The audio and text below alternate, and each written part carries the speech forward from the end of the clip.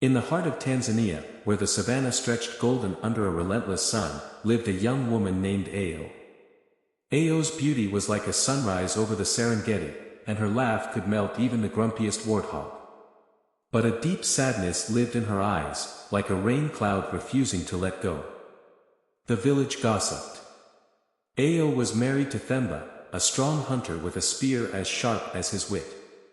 Yet, years passed, and Ayo remained untouched.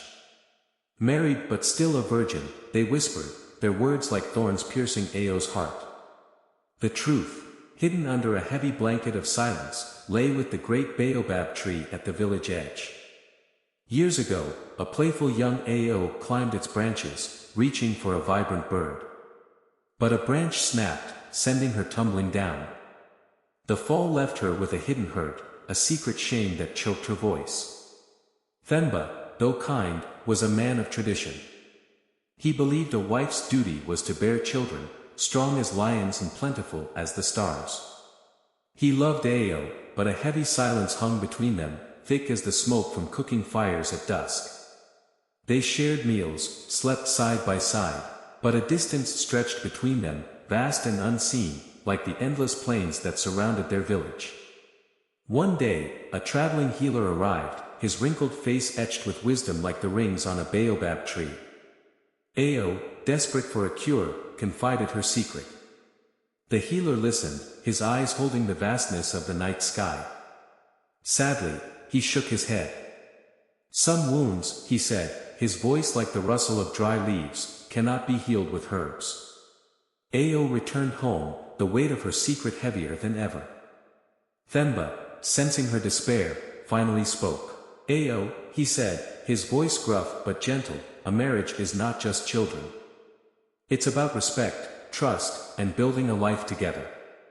Ayo looked at him, tears welling up. But what if I fail you, Themba, she whispered. Themba took her hand, his touch warm despite the harsh sun. We face challenges together, Ayo, he said.